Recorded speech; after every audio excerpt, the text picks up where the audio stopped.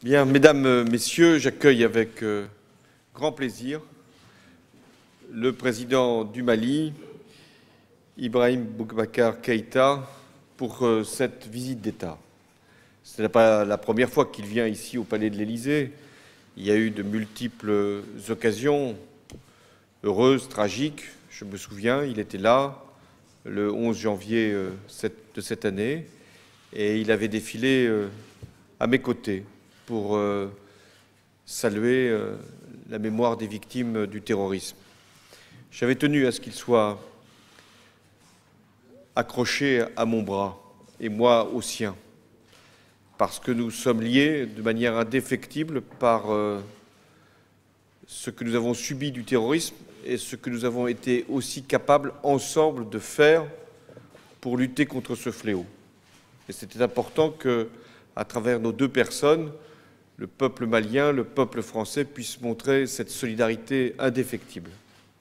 Mais aujourd'hui, le président Ibrahim Boubacar Keïta est là pour une visite exceptionnelle.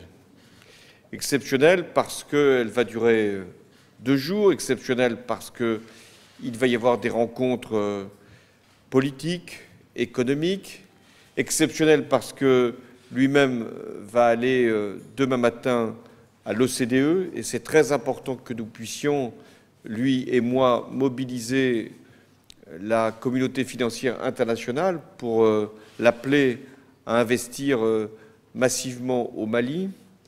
Et c'est aussi une visite exceptionnelle dans le contexte que l'on connaît, toujours la lutte contre le terrorisme, même s'il touche moins le Mali aujourd'hui.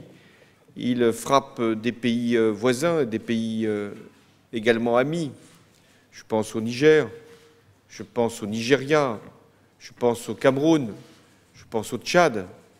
Et si les noms des organisations terroristes peuvent être différents, c'est toujours les mêmes idéologies, les mêmes pratiques barbares qui sont, hélas, au rendez-vous.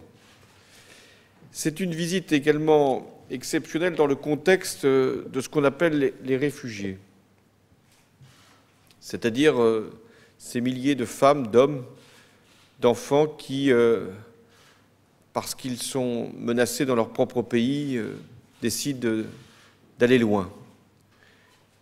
La plupart de ces réfugiés, qui peuvent être des réfugiés politiques, des réfugiés climatiques, il y en a beaucoup, sont accueillis par les pays du Sud. 80% des réfugiés dans le monde sont accueillis par les pays du Sud. Si je pouvais utiliser une formule, je dirais ce sont les pauvres qui accueillent les plus pauvres qu'eux. Et puis, il y a aussi ceux qui viennent jusqu'en Europe et qui espèrent trouver là le refuge ou un avenir économique. Nous devons avoir des règles communes, et elles sont connues. Autant ceux qui relèvent de l'asile doivent être accueillis, autant ce qu'on appelle les migrants économiques, et même si l'on peut en comprendre les raisons, doivent être raccompagnés. Mais en même temps, on ne peut pas raccompagner des femmes, des hommes, s'il n'y a pas un avenir possible pour le bien-être qu'ils attendent dans leur propre pays. Il va donc y avoir une réunion importante qui va se tenir à La Valette, à Malte, entre l'Europe et l'Afrique, et le Mali sera regardé comme une référence, comme un exemple de ce que nous pouvons faire. Et l'Europe doit aussi en tirer les conséquences en ayant une politique africaine qui soit fondée sur le développement et le respect. Nous aurons également la conférence sur le climat, et le Mali a décidé de prendre sa part et de s'engager avec les pays africains, avec nous, la France, pour que nous puissions réussir cette conférence et faire en sorte que des moyens financiers puissent là encore être dégagés pour le développement, pour l'accès aux nouvelles technologies, pour faire franchir des étapes, notamment sur le plan énergétique, à des pays qui n'ont pas nécessairement des ressources énergétiques. C'est le cas du Mali, qui ont d'autres ressources et qui veulent pouvoir également accéder à l'électricité et à l'autonomie énergétique. Voilà le contexte dans lequel nous nous retrouvons. Mais vous comprendrez bien que je veuille dire au président Keïta combien nous regardons le chemin qui a été parcouru avec fierté et avec également confiance. Il y a à peine 3 ans, je prenais la décision, au nom de la France, de faire intervenir nos forces au Mali. C'était le 11 janvier, comme quoi il y a des dates comme ça qui s'inscrivent dans l'histoire, le 11 janvier 2013. À ce moment-là, il fallait parer à l'urgence. L'urgence, c'était une action terroriste d'envergure qui voulait submerger l'ensemble du Mali. Nous avons, grâce à nos armées, pu, dans un premier temps, endiguer, dans un second temps, repousser, dans un troisième temps, renvoyer les terroristes. Il y en a encore, mais nous avons sécurisé le Mali. Mais cette étape-là, essentielle, si elle n'avait pas été suivie par d'autres, n'aurait été qu'une opération militaire. Il a fallu qu'il y ait une transition politique et d'abord des élections. Et le président Keïta est, si je puis dire, le produit de ce processus. Il a convaincu le peuple malien de lui faire confiance et j'étais moi-même présent à Bamako pour la cérémonie d'investiture. Mais il ne suffit pas d'avoir des autorités légitimes, un président élu, pour qu'un pays connaisse la paix, la sécurité, le développement. Et il a fallu donc qu'il y ait toute l'obstination du président Keïta et que nous puissions aller, grâce à nos amis algériens qui ont accueilli les délégations, qu'il y ait cet accord de paix. Et aujourd'hui, il a été signé, il est respecté, et c'est très important que, par exemple, nous en parlions tous les deux, les écoles à Kidal puissent réouvrir après 3 ans de fermeture. Et je pense que le président Keïta, comme tous les Maliens, et notamment ceux qui vivent dans le Nord, ont dû voir à travers cette réouverture de l'école comme un symbole de la réussite. Mais nous devons également appuyer le développement économique du Mali, et c'est ce que cette visite d'État va permettre de faire. Et là encore, je pense que nous devons être exemplaires. Exemplaires parce que la France ne demande aucun privilège. Elle demande simplement à ses entreprises d'être les meilleures pour pouvoir offrir des produits, des services, des investissements qui puissent être utiles au Mali. Nous voulons toujours aussi, par l'opération Barkhane, assurer autant qu'il est possible la protection et le respect des accords que nous avons passés avec les pays de la région. Et c'est la raison pour laquelle il y a encore des soldats français présents au Mali, en même temps qu'il y a la MINUSMA. Et je veux saluer leur courage, leur dévouement et, pour certains d'entre eux, le sacrifice. Je pense au premier qui est mort pour l'intégrité du Mali, pour la paix, pour lutter contre le terrorisme, est mort pour la France, Damien Boiteux. Et en citant ce nom, je cite le nom de tous les soldats français qui sont morts, et je n'oublie pas les blessés. Encore récemment, il y a eu 3 soldats qui ont été blessés à la suite d'une mine qui avait été posée là et qui a explosé. Et ils sont aujourd'hui soignés, mais frappés douloureusement. Et là encore, j'exprime à leur famille toute notre solidarité. Donc la France sera toujours présente dès lors qu'il y a un risque, dès lors qu'il y a une résurgence du terrorisme, pour assurer la sécurité et la stabilité. Je n'oublie pas non plus les communautés françaises au Mali, maliennes ici en France. Et tout à l'heure, les 2 hymnes ont été joués sous l'Arc de Triomphe comme pour symboliser cette relation exceptionnelle. Voilà, mesdames et messieurs, ce que signifie cette visite, une visite importante, une visite même exceptionnelle, et qui traduit bien ce que pour ce qui me concerne, j'ai voulu faire. C'est-à-dire, à la différence de ce qui a pu se produire dans un passé qui n'est pas si lointain, une opération militaire, parce qu'elle était nécessaire, qui avait une légitimité internationale, puisque l'ONU en avait donné l'autorisation, mais une construction également solide entre nos deux pays pour que le terroriste ne puisse plus y retrouver quelque terreau que ce soit et pour que nous puissions ensemble bâtir un avenir qui puisse donner une perspective de développement au Mali, pays si cher à la France. Monsieur le Président. Monsieur le Président, cher ami François Hollande, l'amitié se lie à travers la considération et le respect que l'on vous porte. Nous y sommes très sensibles au Mali. Pour nous, il ne saurait y avoir d'amitié sans considération et sans respect. Ce que nous avons vu foulant le sol de ce pays ami hier, d'hier à aujourd'hui, et surtout ce matin, sous l'Arc de Triomphe dont nous savons la place et la symbolique dans le paysage français, nous ont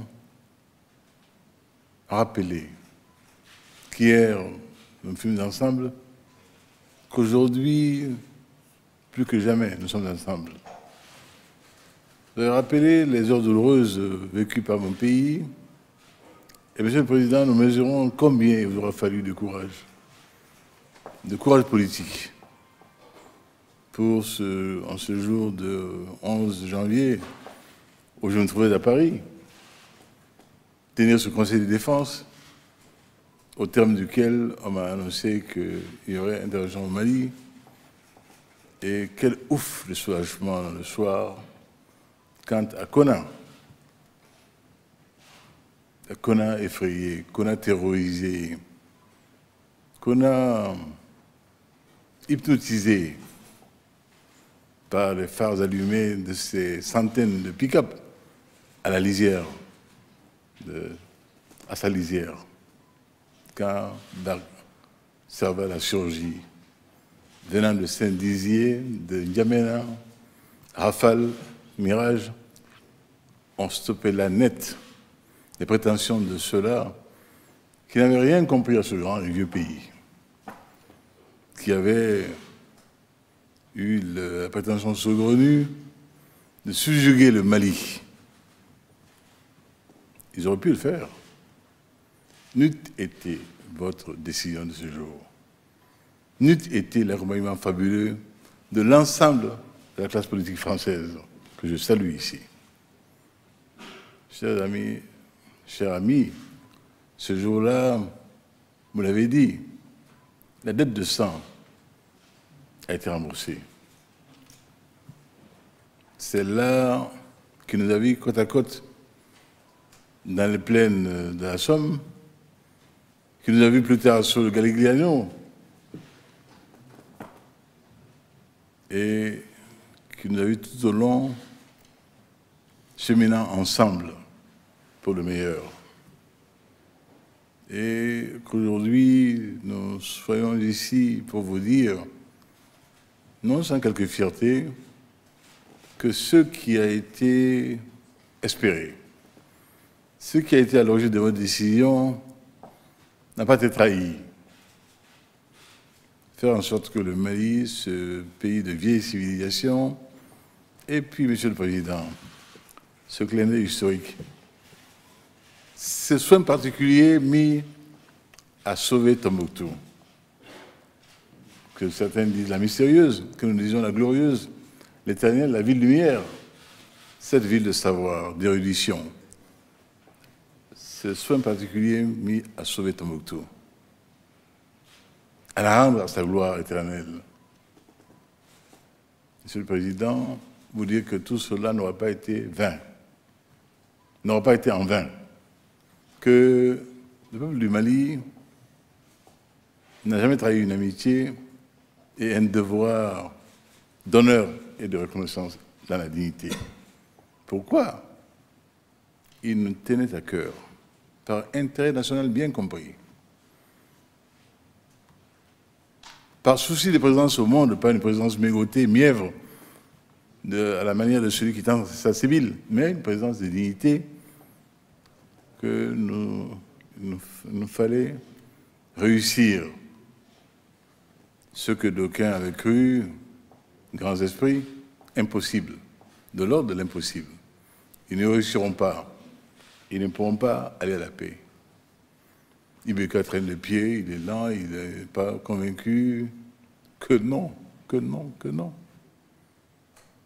Méthode, organisation, nous avons réussi, in fine, en Alger, au bout de 8 longs mois, grâce au soutien fabuleux du président Bouteflika, auquel, cher ami, vous me permettez de rendre hommage ici, hommage vibrant, de notre frère Hamdan Lamara, en symbiose parfaite avec son collègue français, Laurent Fabius, et tous les autres, nous avons réussi, in fine, le 15 mai déjà, à signer d'accord de paix, mais pas de manière totale. Nous étions frustrés parce qu'il y avait certains frères qui, bien qu'ayant paraphé la veille en Alger, n'avaient pas que devoir faire ce saut final. Ils ont été patients.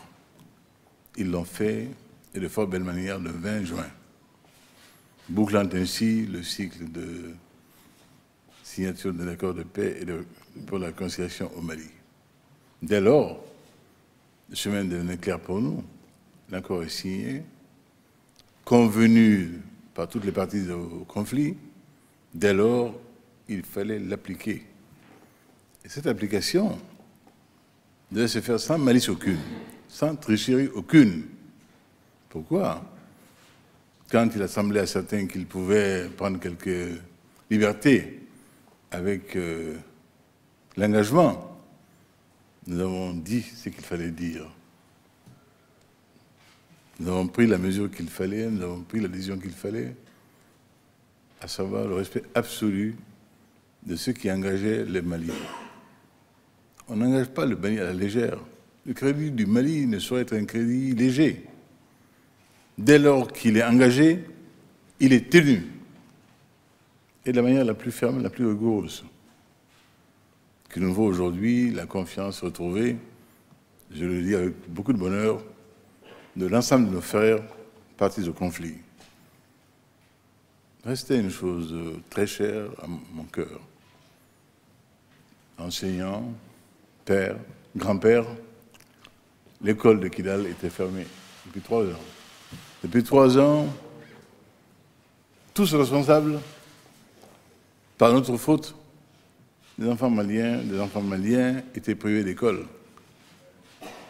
Cela me semblait inadmissible, inacceptable, et il fallait y mettre un terme. Je le dis à mes frères, faites-nous confiance. Faisons enfin le pari de la paix pour le bonheur de nos enfants, pour leur avenir. C'est eux le Mali de demain, qui est déjà là. Et par bonheur, quoi qu'on en ait dit, le lundi dernier, l'école a rouvert ses portes à Kidal. Quel bonheur. Et j'ai tenu également à ce que les services sociaux de base soient en place, que l'eau soit à Kidal, que la lumière, l'électricité soit à Kidal. Toutes choses élémentaires aujourd'hui, mais qui sont l'élément composite de la contemporanéité du XXIe siècle. On ne peut pas aujourd'hui, en ce siècle-là, souffrir qu'en quelque lieu que ce soit, des hommes soient encore dans l'obscurité, dans l'obligation de boire de l'eau non potable, avec tout ce que l'on sait des maladies diarrhéiques dues à des raisons hydriques. Donc tout cela, Monsieur le Président, je suis venu à Paris les partager avec vous, pour que vous sachiez que votre engagement, que l'engagement de la France à nos côtés, qui a entraîné celui de tous les autres, n'aura pas été vain. Que le Mali, avec fierté, avec dignité, a su se retrouver.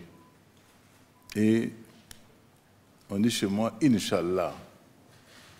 Inch'Allah, cher ami, ce Mali ne se perdra, ne saura plus jamais se perdre. Voilà ce que je veux vous dire, cher ami, en vous remerciant beaucoup de toute l'amitié ressentie. Et bien que vous l'ayez fait dans la discrétion d'un salon, je voudrais dire toute ma fierté aujourd'hui de désormais arborer la grande croix de la Légion d'honneur. Cher ami François, merci. Je crois qu'il y a des questions.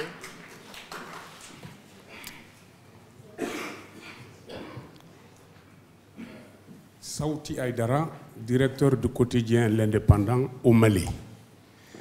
Le président François Hollande a déjà répondu en partie à la question que je lui destinais.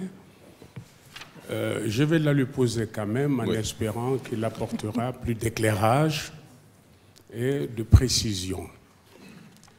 La France, nous en convenons tous, a joué un rôle capital dans la sauvegarde de l'indépendance, de l'intégrité territoriale et on peut ajouter de la souveraineté du Mali.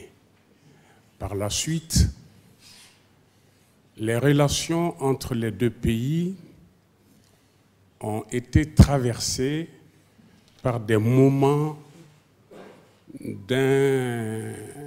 d'incompréhension, pour ne pas parler de péripéties douloureuses, au moins pour une partie de l'opinion malienne. Maintenant que l'accord de paix a été signé, grâce à une forte implication de la communauté internationale, dont la France elle-même, que compte faire votre pays, Monsieur le Président de la République, pour accompagner le Mali dans le parachèvement du processus de paix et la relance de son économie? Je vous remercie, Monsieur le Président. Votre question me permet d'être plus précis et je vous en remercie. Sur la recherche de l'accord de paix, la France n'a pas ménagé ses efforts. Et nous avons, une fois encore, le président Keïta et moi-même, salué le rôle de l'Algérie, du président Bouteflika, pour avoir justement bien mené ces discussions et ces négociations. Je peux comprendre que l'opinion publique malienne, ou en tout cas une fraction d'entre elles, pouvait s'interroger et se demander s'il était bien nécessaire d'aller jusque-là, d'avoir un accord de paix, alors même qu'il s'agit que de mouvements qui appartiennent au même ensemble, au Mali. C'était indispensable. Ça faisait partie de ce que nous voulions faire pour garantir la stabilité, la sécurité, l'intégrité, tous les termes que vous avez utilisés pour le Mali. Et on en voit aujourd'hui la consécration, et ce qui est possible avec l'accord de paix ne l'aurait pas été sans l'accord. C'eût été à chaque fois une épreuve, des actions de force, des réponses, et nous aurions eu cette difficulté à pouvoir faire comprendre que nous avions réussi à unir toutes les composantes de la société malienne. C'est fait. Je me félicite d'ailleurs que dans la délégation qui accompagne le président Keïta, il y ait aussi des représentants du nord du Mali et de ceux qui sont chargés de la reconstruction. C'est la deuxième question que vous me posez. Qu'est-ce que nous faisons pour accompagner maintenant l'économie du Mali? D'abord, sur les 2 années qui ont suivi l'intervention, la France a engagé 300 millions d'euros sur 2 ans. Et nous ferons encore davantage pour la période 2015-2017, puisque nous serons autour de 360 millions. Et 80 millions iront vers le nord, avec 50% de dons. C'est dire si nous sommes conscients de ce qu'il convient de faire pour appuyer le développement économique lorsqu'il est déjà particulièrement dynamique, et c'est le cas dans une bonne partie du Mali, mais créer des infrastructures, d'où le don, là où il y a eu, à cause de la guerre, un arrêt des activités. Nous ne ferons rien sans, bien sûr, le travail des autorités maliennes. Lorsque nous décidons de soutenir des projets, ce sont les projets qui nous sont présentés par les autorités du Mali. Nous sommes conscients de ce qu'est l'indépendance, le respect de la souveraineté d'un pays, et encore davantage du Mali, puisque nous avons travaillé dans cette perspective, lui redonner cette fierté d'être lui-même. Donc soyez sûrs que nous serons toujours là, mais cette fois-ci pour le développement économique, sans que pour autant notre exigence de soutien pour la protection ne faiblisse.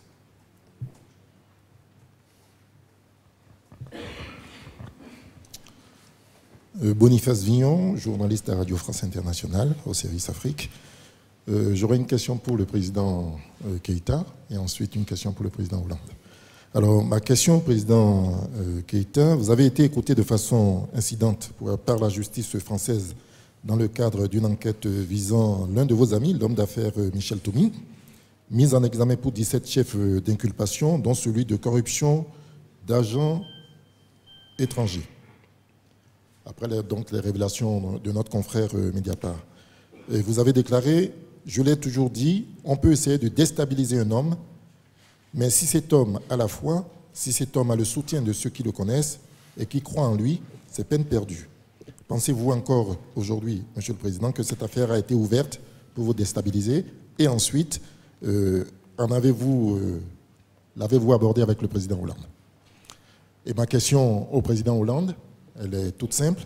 Elle concerne l'actualité au Congo-Brazzaville, un pays africain, frère du Mali.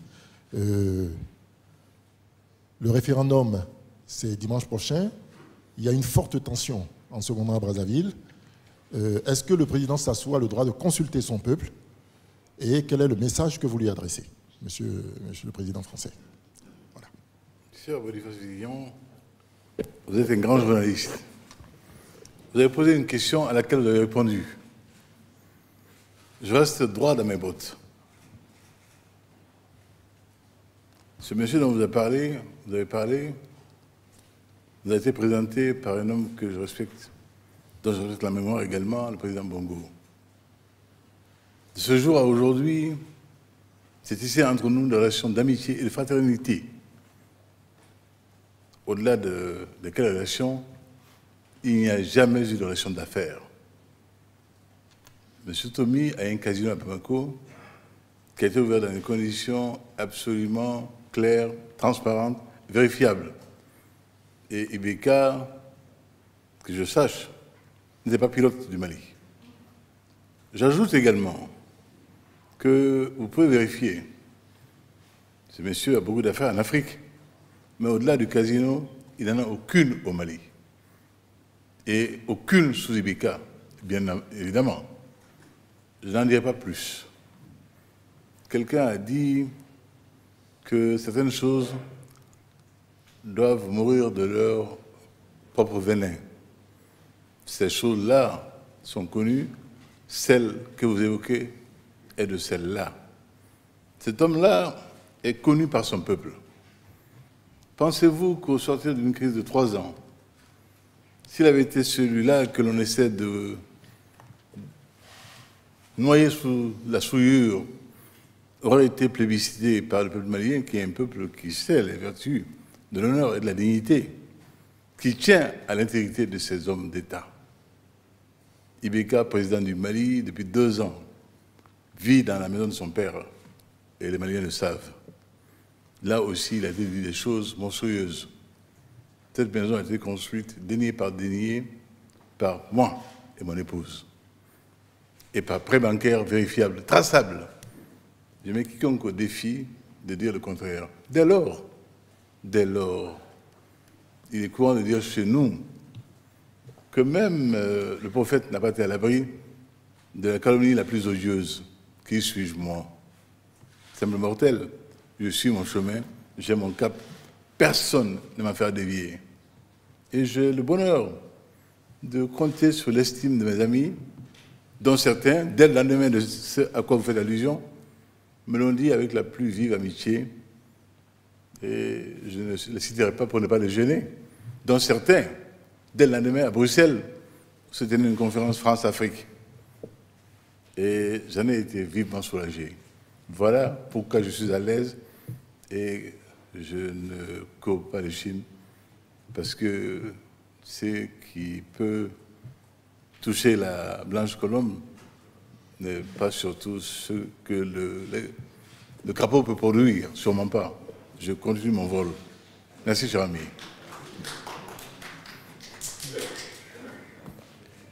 Et ça continue d'ailleurs. On a même essayé de saboter cette visite à Paris. Peine perdue. Peine perdue. Qui au Mali, digne de la qualité de Malien, n'est pas fier de ce qui a été réservé au Mali? Je l'ai dit, cher ami François, j'en suis le récipiendaire, mais c'est bien dans mon pays que vous avez fait l'honneur qui est rare en France ici, dans la hiérarchie des protocoles d'État. C'est au Mali que vous avez fait honneur. Votre ami Ibeka, de manière incidente. Voilà la réalité. Et je souffre qu'on n'aime pas Ibeka. Je ne souffre pas beaucoup qu'on n'aime pas le Mali. Voilà. Bien, monsieur, vous m'avez interrogé sur un autre pays que le Mali. Au Mali, il y a eu des élections, elles ont donné le résultat que l'on sait, élections présidentielles, élections législatives, et il y a des autorités, le président Ibeka les représente, il y a le gouvernement, il y a une assemblée, et nous respectons les choix, toujours, des autorités légitimes. Et lorsqu'il se produit, et c'est arrivé, des coups d'État, comme au Burkina Faso, l'attitude de la France est toujours d'une très grande clarté, c'est-à-dire ne pas reconnaître les actes de force et appeler aux élections, toujours aux élections. Et d'ailleurs, répondant à une question que vous ne m'avez pas posée, au Burkina Faso, il doit y avoir des élections. Elles doivent se tenir dans le meilleur délai. En Centrafrique, là où nous sommes également intervenus, nous tenons à ce qu'il y ait des élections et à ce qu'il n'y ait pas de report successif qui fasse qu'à un moment, le doute existe et que les actions de force, hélas, puissent y trouver prétexte. Sur le Congo, le président Sassou peut consulter son peuple, ça fait partie de son droit, et le peuple doit répondre. Ensuite, une fois que le peuple aura été consulté, ça vaut d'ailleurs pour tous les chefs d'État de la planète, il faut toujours veiller à rassembler et à respecter et à apaiser. Voilà ce que je peux vous dire sur cette question.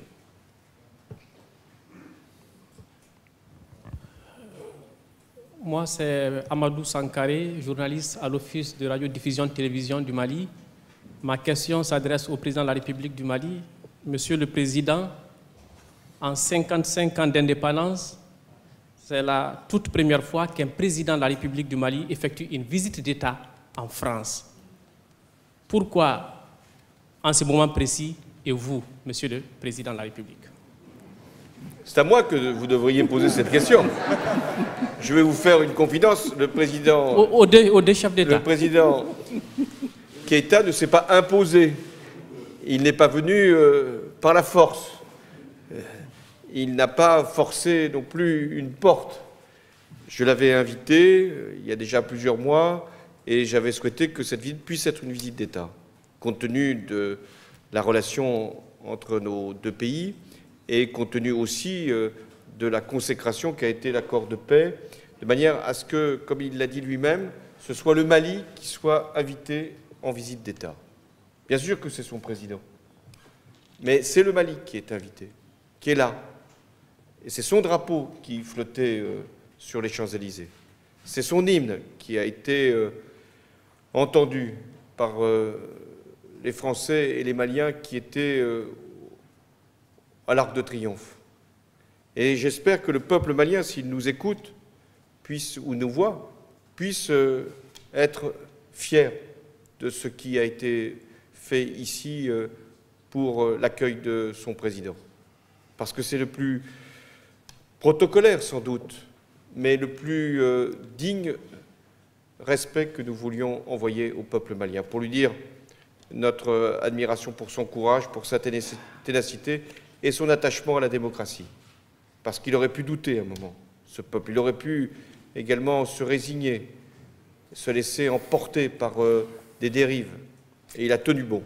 Alors, c'est très important qu'une république en accueille une autre, en l'occurrence la République française pour la République du Mali, et à travers des valeurs que nous partageons. Merci, cher ami. C'est pas moins de vous. Je vous en prie. Christophe Decroix, d'RTL.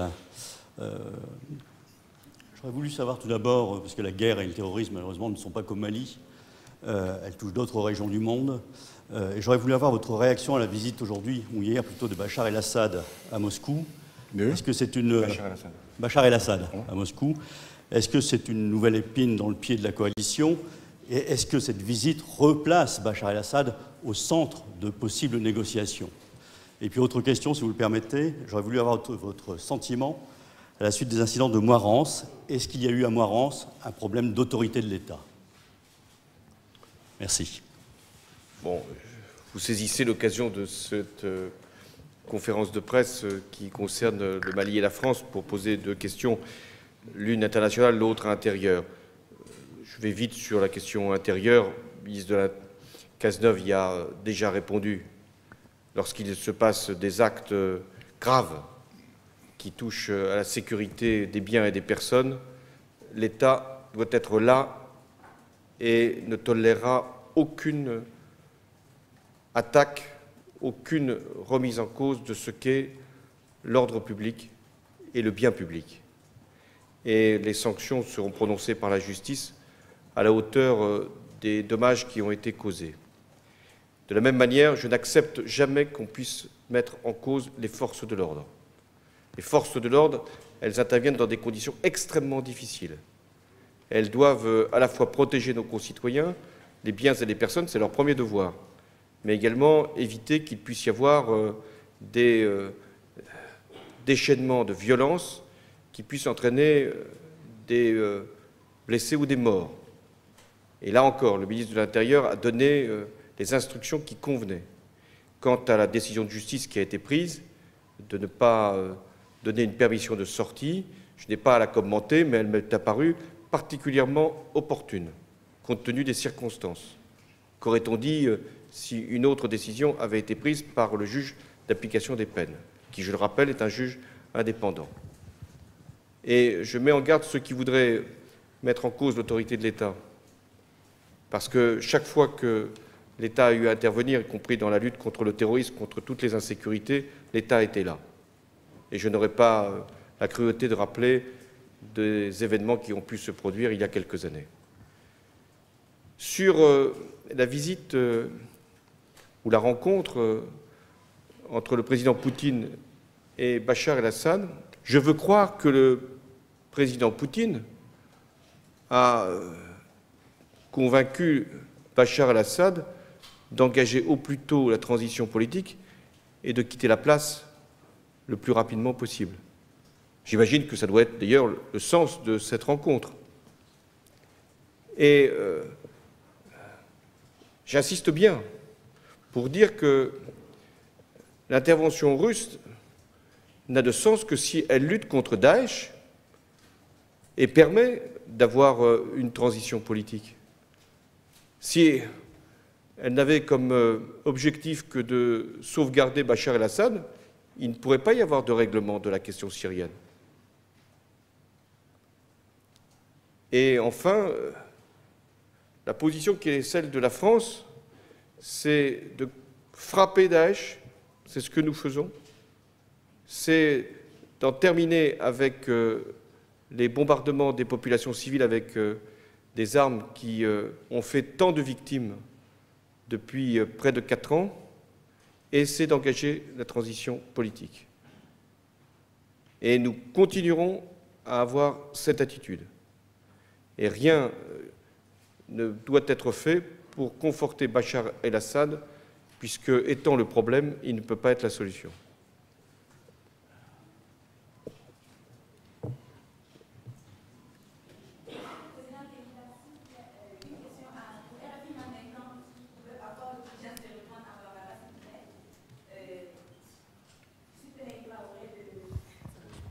Penaï Traoré de RFI à Mandinkan, qui vient d'être lancé.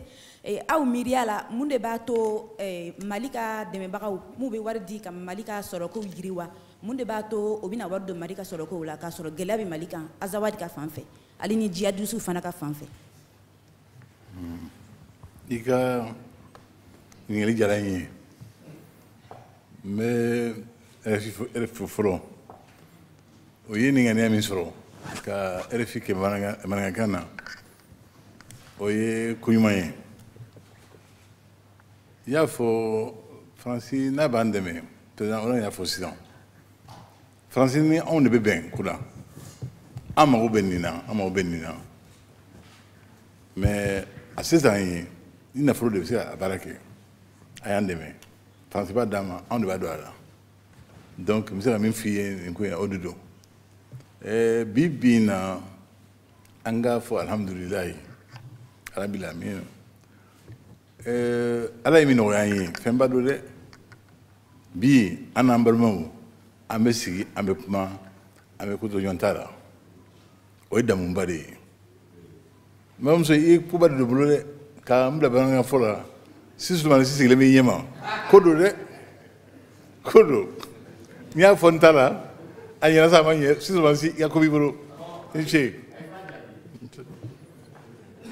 RFI qui a maintenant une émission en langue nationale mandinka. Elle m'a interrogé en langue mandinka. Je félicite RFI pour la diversité linguistique. Et c'est justement la mission de cette grande radio qui assure, là aussi en toute indépendance, l'information dans le monde entier. Et qui, justement, pour permettre à chacun de comprendre et d'accéder à cette information, de pouvoir utiliser toutes les langues possibles et d'avoir des journalistes qui ont cette qualité. Je félicite le président Ibeka pour les réponses qu'il a pu apporter dans cette langue, dont je n'ai pas encore tout à fait saisi exactement le contenu. Merci à vous. En tout cas, dorénavant, il ne sera pas dit que jamais le mandinka n'aurait été parlé en Élysée, grâce à vous. Et je le confirme que nous n'avons pas de traducteur encore aujourd'hui. Rattrapez le retard. Merci à vous. Encore une fois, merci beaucoup de me recevoir encore dans cette maison où je suis entré à l'âge de 13 ans. Je te l'ai expliqué. Le président René Coty m'avait invité à un goûter ici, dans cette maison-là. Et à l'époque, j'avais été accueilli, introduit par le secrétaire d'État à l'Éducation nationale, qui était notre père, Emmanuel Ndiko, et reçu en antichambre par le président Félix Houphouët-Boigny, qui m'a accompagné au président René Coty. Et Mme Coty nous a offert un très bon goûter dans cette maison, où je reviens 60 ans après. Merci François pour l'accueil. Merci.